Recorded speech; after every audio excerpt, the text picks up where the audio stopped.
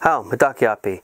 I'm Andy Forsyth with Sioux Specialties, and those who know me, I know I've spent a lot of time working on feather work and talked about feather work in my book. One of the latest projects I've been working on is this fancy dance bustle set for my brother Mike, and I went out to the internet to try to find some information. It's been a while since I've worked on a fancy bustle set. I thought I'd look for some tips, suggestions, and tricks, and I was surprised that I really couldn't find a whole lot. I found a couple really good videos on YouTube with making regalia with Joaquin Lone Lodge. Really good tips there from he and Dwight White Buffalo. But there wasn't a lot there as well. They kind of assume you know a few things on bustle making already. So I thought perhaps as I go through making the second to this set, I could share with you how I'm going to use these materials, how I put this bustle together. I want to stress that as I go through the next few videos, if you stick with me, I'm going to show you how a person can make fancy dance bustles.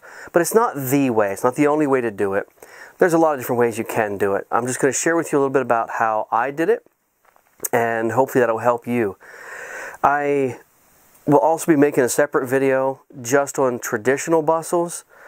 Some of the things that I'm going to be talking about, how to work with the feathers, taking the raw feathers to prep them, adding in the wooden dowels to get the extensions on, thread wrapping.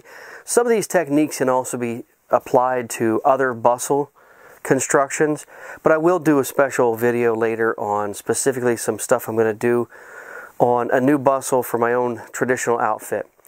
But over the next several videos, if you stick with me, hit that subscribe button, hit the notifications button, so as I post some more videos on the different steps that I'll be going through, you'll catch the latest information, and hopefully it'll be helpful to you in your craft work. Thanks. One of the first things you want to do is preparing your feathers.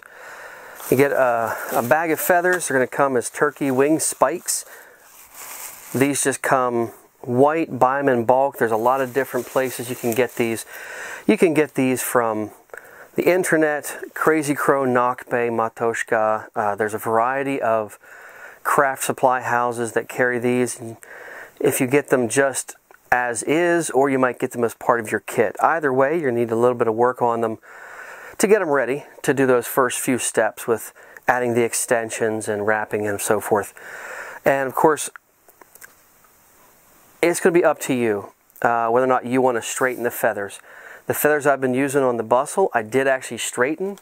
These, as you can see, have been ironed out. That was the look that I wanted to put on this bustle. When I was watching the video with Joaquin Lone Lodge, Dwight White Buffalo, they talked about not doing that and just leaving them so that the feathers would flare out like that, give that sweeping curve. If that's the look you like, then you won't have to do this to straighten the feathers. But even if you're not straightening them, you might want to work on cleaning up the veins a little bit. The veins get a little messed up as they're crammed into a package and so forth. Ironing is still probably the easiest, best way to do that. I'm going to take my iron. I have a craft iron I've been using for years for just this purpose. I'm going to start with light steam on the vein itself. And the steam helps to relax the vein so it'll straighten out. And I can sort of preen that vein back together, make it look nice.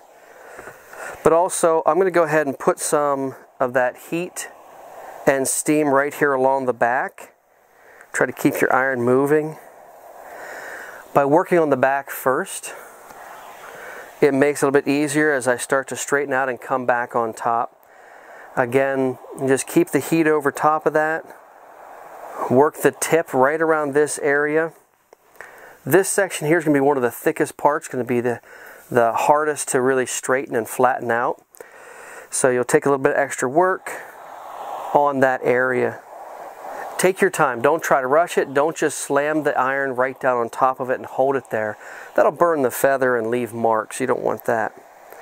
So I'll flip it back over, help it to relax on the back side as well.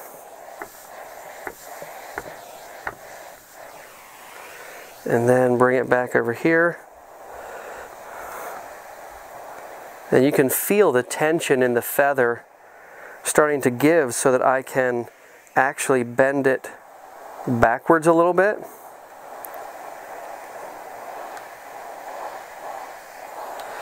Go a little bit beyond straight.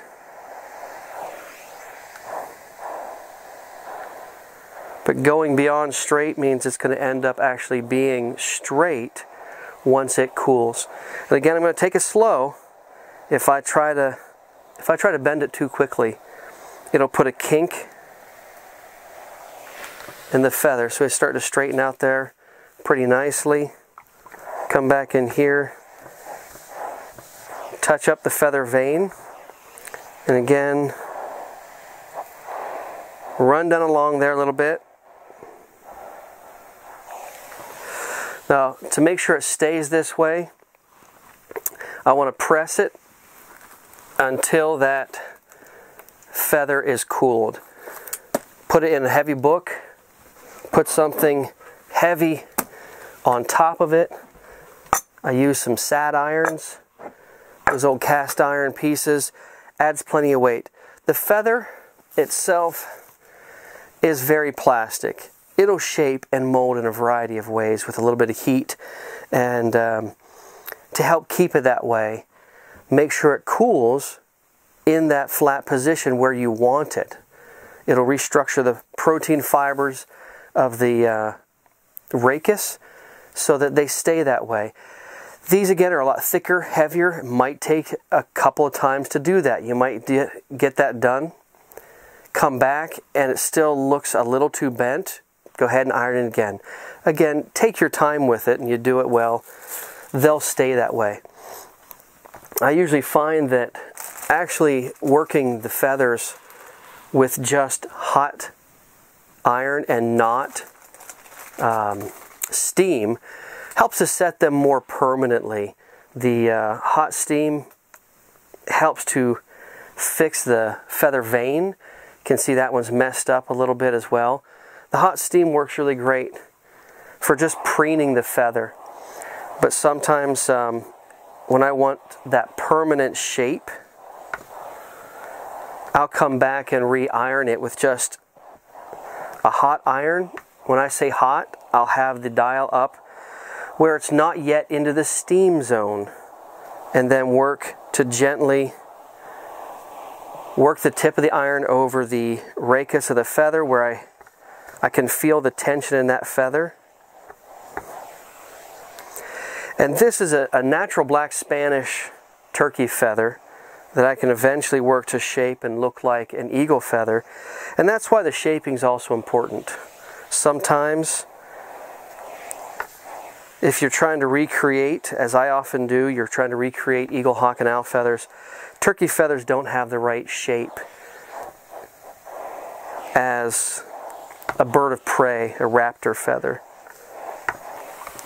So there, this one's cleaned up a little bit more, much nicer edge, straighter. Give a little bit of last heat to that. Now set it aside.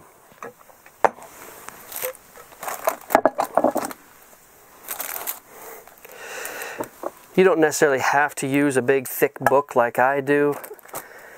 I suppose it's just what I've been doing for a lot of years as I've worked with feathers. Got in the habit of that. Big heavy book, lay them in there between the pages, put a weight on it, and it'll hold it nice and firm so you get a feather that is, like this one, what you're looking for. This one is ready to go on the next few stages of our project. Well, that's it for this video. Thanks for watching. Appreciate you taking your time to see what we're doing with this project, the Fancy Dance Bustles. If you want to see some more, we'll have videos coming up as I progress through these bustles and show you a little bit more about what we're doing, how I'm doing it. Hit the subscribe button, notifications button, so you can find out whenever we post some new ones. Thanks again.